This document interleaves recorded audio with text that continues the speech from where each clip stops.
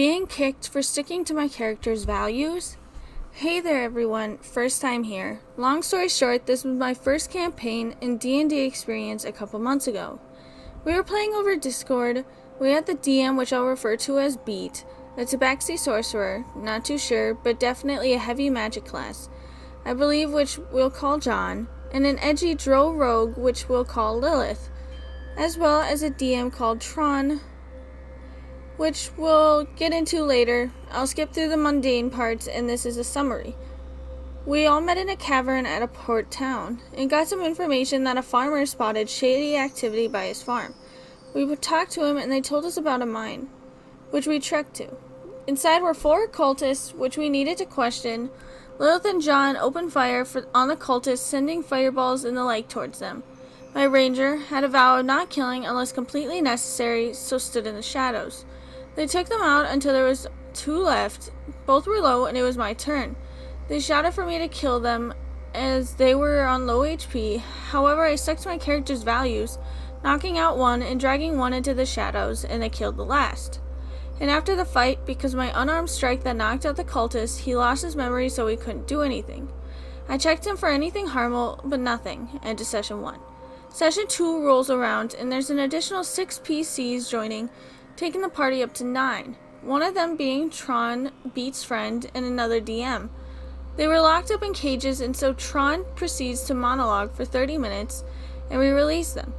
Before we can do anything, Beat announces, you turn to see your captive biting a glass tube of cyanide and frost at the mouth. He is dead, even though I made an investigation check and got a nat 20. And we set off deeper into the mine, in which I scout ahead.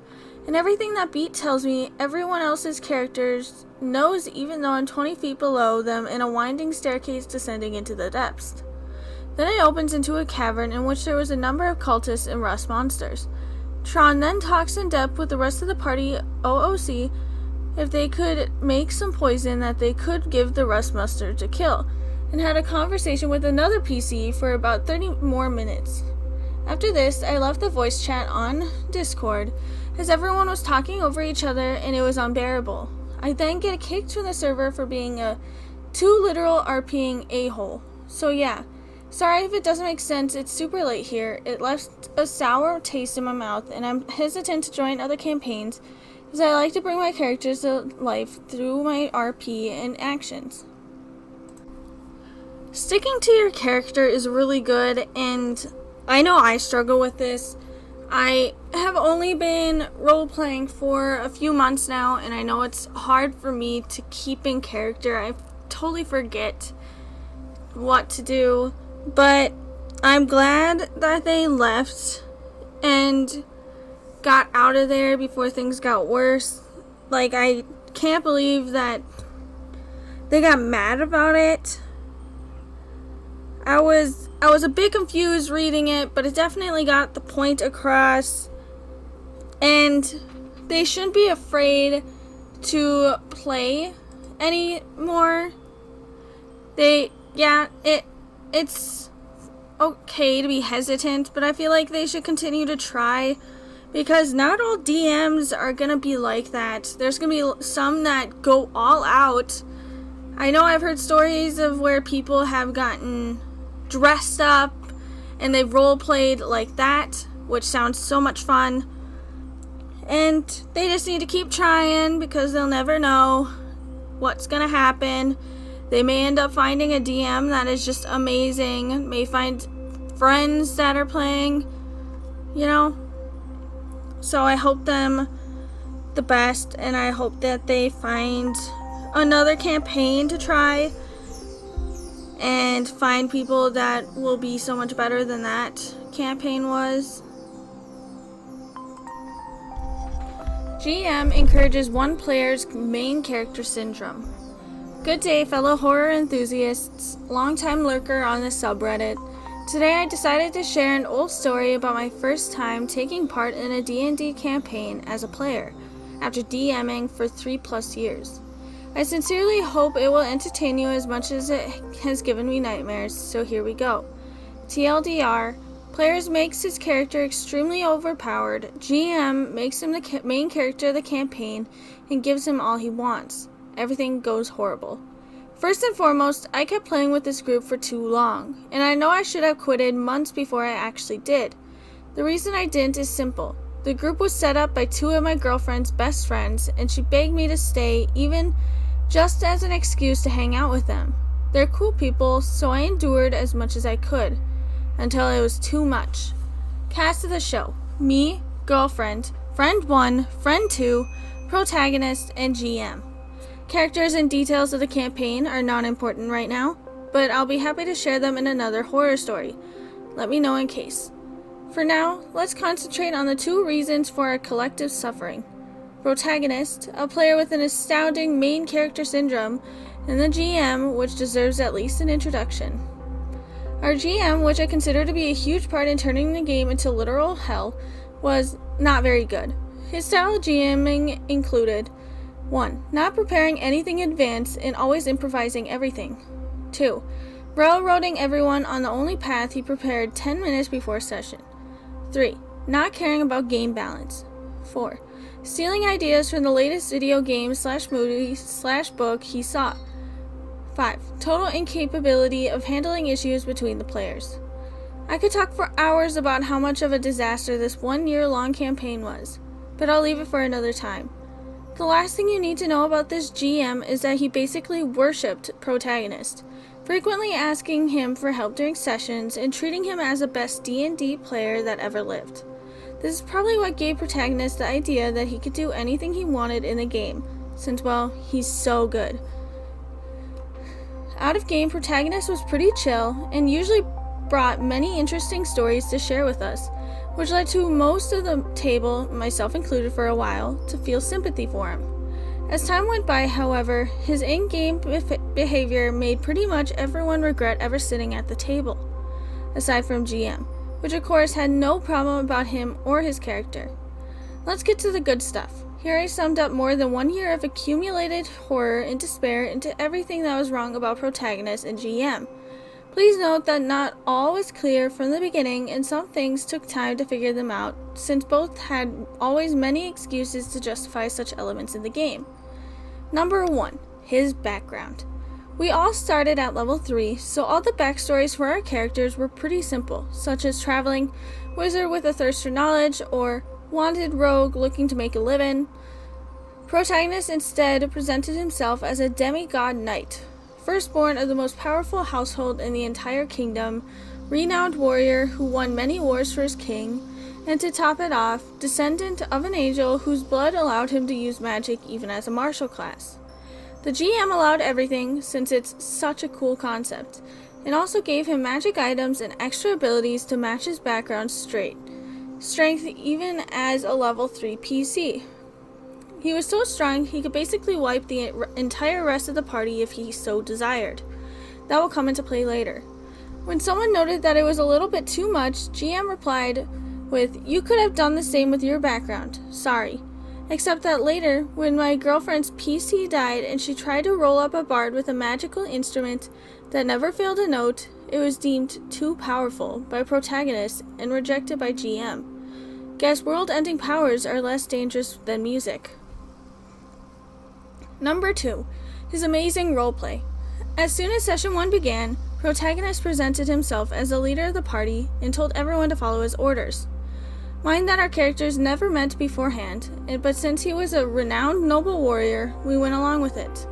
The GM allowed it because it makes sense. Everyone would assume he's in charge because insert background reason. At first, we simply followed his commands and got the game rolling. Things soon started to take a turn for the worst. What Protagonist meant with follow my orders was that he would handle any plot element, NPC discussion, decision, strategy, even our daily schedule. Each attempt of our characters to do something on our own will was met with annoyance, and Protagonist always tried to stop us, meddle in, or straight up ask the DM to skip our turns, because we're wasting time, I want to proceed. The GM of course backed him up on everything. We snuck out to do something that Protagonist doesn't want us to do. The GM replies with, "You try to do that but fail," or "You look for this but can't find it." and then goes back to the protagonist. We complain about his behavior. He's just role-playing. We do anything that upsets him. He rolls a plus 50 on Intimidate using his angelic aura. And the GM declares that we were too terrified to even think about challenging him. Now that's what I call fairness. Number 3. He's the main character. If what I've told you up until now has not yet satisfied your horror hunger, here's some highlights of what happened during the actual game. I picked the finest, but almost every session included 3 or 4 variants of what is described here. 1. Protagonist never has to make a roll for anything. He's so strong he cannot fail. I try to persuade a nobleman for information. A roll of 14, too low. He does not tell you anything. Protagonist talks to the same person. He recognizes you as a great heir of a powerful lord and greets you with all the honors. Then tells him everything and also offers gold as a gift. No rolls required. 2. Since he's the leader, all the loot we get from dungeons and quests is automatically given to him by the GM. He then decides how to split it, keeping the best and allowing us to have the rest. If we even once bothered him, we got nothing because we didn't deserve anything. Also, any treasure that we found was locked behind some safety mechanism that only protagonists could unlock, just to make sure that no one could take something before him. 3. Protagonist wanted to have a mount, and he requested a dragon. GM told him to wait until level 12, since apparently that's the level required to ride a dragon. Protagonist whined because that would take too long and started getting angry because I'm already powerful enough, I don't think I should wait. GM ended up having us meet an adult dragon at level 7 who immediately recognized the incredible power of protagonist and requested to be his mount. Imagine Denna the Drake reading about this one. After we returned from a battle, protagonist received a letter. His parents were killed by an evil cult while he was away. We interpreted it as a plot device to make us fight against the cult. Instead, protagonist declared that he didn't care about his parents and only went back home to be proclaimed as the new lord. He gained a castle, a personal army, several servants, and also a ton of gold and magical items that the cult did not steal for reasons. Nothing was shared with us aside from a couple of items he already had. The cult was never brought up afterwards. This is pretty much everything. There might be other stuff that I can't really remember. It's been a while, but I feel like you get the picture.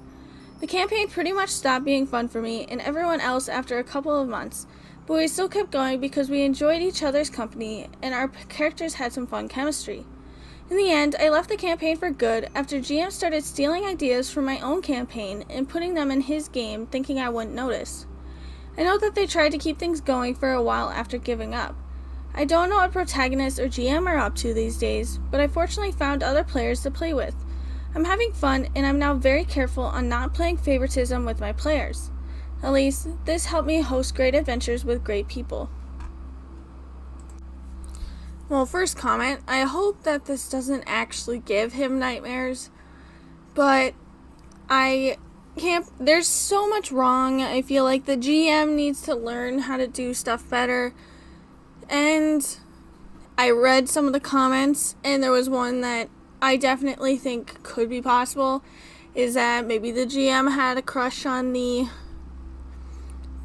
protagonist, but even then, his style of GMing doesn't seem like it's totally worked on. I feel like he probably hasn't worked on his GMing. He's probably just continued doing the same stuff over and over again. I don't know if he's learned anything, and who knows, maybe he's gotten better at it. Maybe there hasn't been any other problems like this before, or again, completely unsure, but it was good for the OP to leave that, because it does seem like it's a little bit toxic, and there's just a lot. I do recommend going to the post itself and reading some of the comments, because some of them are pretty good, some of them are funny. But anyways, I hope to see you next time at Lace's Dungeon. Goodbye.